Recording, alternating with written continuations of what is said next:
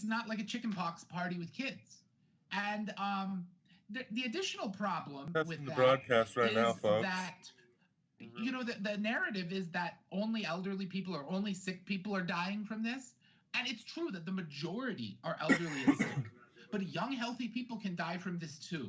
And they die in one of two ways. Number one, they develop ARDS. That's called acute respiratory distress syndrome. It's an inflammatory condition in the lungs. I've seen many, many young people die from viral respiratory illness this way, and it's heartbreaking because they don't have anything else wrong with them. And you think I should be able to save this person, and it's a really long, drawn-out process of them dying. It's resource-intensive. It's painful for them. It's painful for their families. It's horrible. It's traumatic for the doctors and nurses. And then the other way is that this virus, we are just starting to find out, is actually infecting people's hearts. And it's making them go into a viral cardiomyopathy or heart failure, and then they're dying of heart arrhythmias. That, yes, is happening more in older people, but that also can happen in younger people, and we're not immune. So if you let it just, explode, and you're not able to control it, you're going to see such large numbers of people get it that even large numbers of young people will die.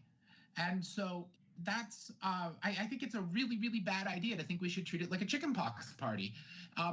And for that matter, I think chickenpox parties are a bad idea. But it's not something that we can just laugh off or just shrug off. It's a real threat to each and every one of us. And I think that as responsible human beings who care about our communities, we should treat it that way. Sorry, go ahead. I was just saying, I'm really optimistic that within 12 to 18 months, we're going to have a functional vaccine. And if we can prevent, a few million people from getting the virus until there's a vaccine available, we've effectively prevented those infections from ever occurring. I don't know what's going on.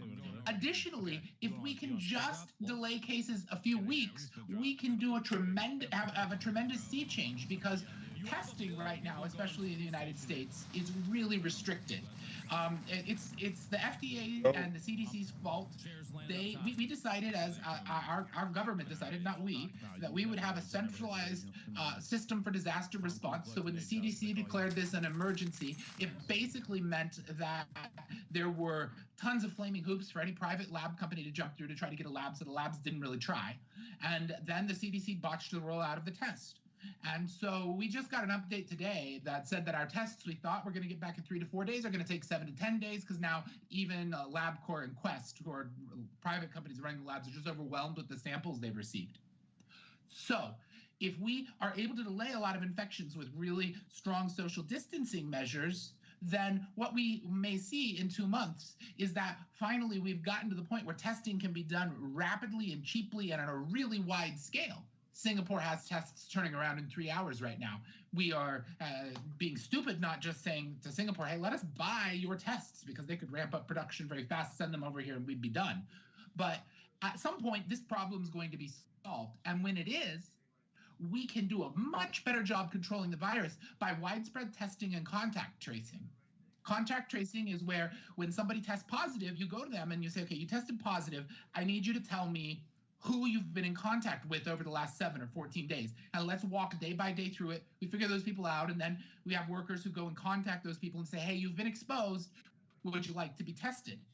And in doing that, what we can then do is focus on, is shift from just everybody distanced from everybody to we can find the people who have the asymptomatic infections and let them know so they can isolate themselves before they infect anybody else. And so we could see a major sea change where we get this under control with testing, but we have to have social isolation right now because the government is, sorry to use the word, screwed us out of the ability to test widely and with rapid turnaround.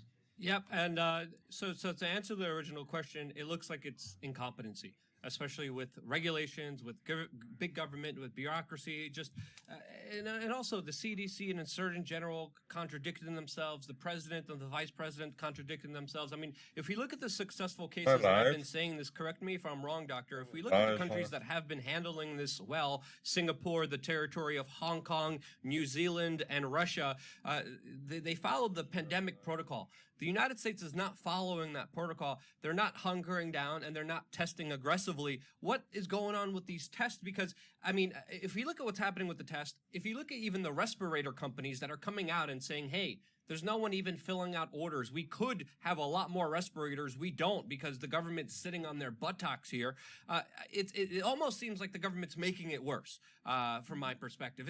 How do you see it? Am I wrong for saying that? Oh, the government is absolutely making this 10 times worse than it